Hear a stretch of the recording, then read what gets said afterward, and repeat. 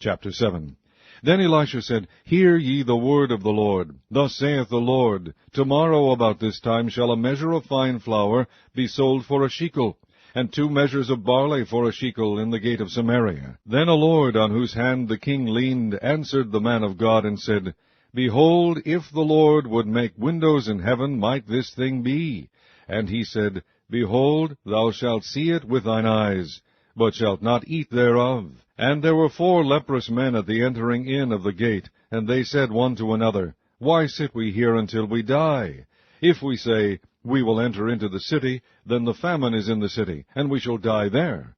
And if we sit still here, we die also. Now therefore come, and let us fall unto the host of the Syrians. If they save us alive, we shall live, and if they kill us, we shall but die. And they rose up in the twilight to go unto the camp of the Syrians. And when they were come to the uttermost part of the camp of Syria, behold, there was no man there. For the Lord had made the host of the Syrians to hear a noise of chariots, and a noise of horses, even the noise of a great host. And they said one to another, Lo, the king of Israel hath hired against us the king of the Hittites, and the kings of the Egyptians to come upon us. Wherefore they arose and fled in the twilight, and left their tents, and their horses, and their asses, even the camp as it was, and fled for their life.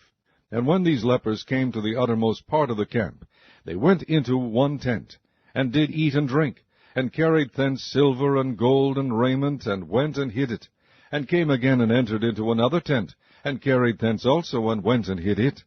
Then they said one to another, We do not well. This day is a day of good tidings, and we hold our peace. If we tarry till the morning light, some mischief will come upon us.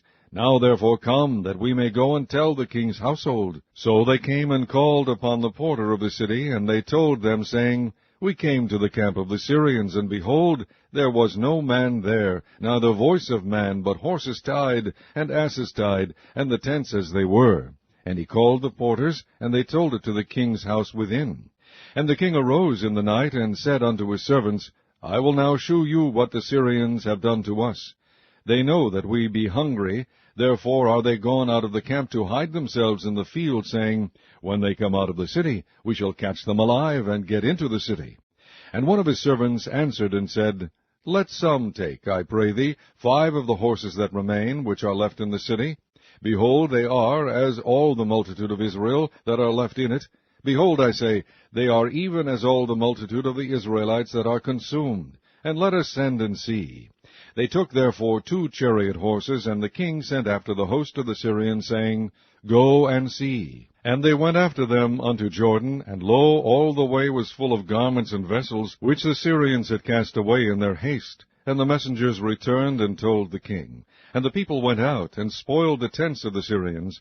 So a measure of fine flour was sold for a shekel, and 2 measures of barley for a shekel, according to the word of the Lord.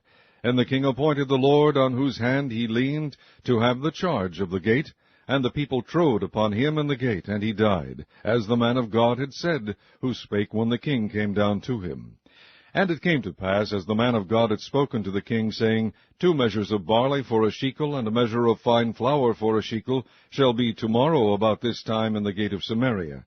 And that Lord answered the man of God, and said, Now behold, if the Lord should make windows in heaven, might such a thing be? And he said, Behold, thou shalt see it with thine eyes, but shalt not eat thereof. And so it fell out unto him, for the people trode upon him in the gate, and he died.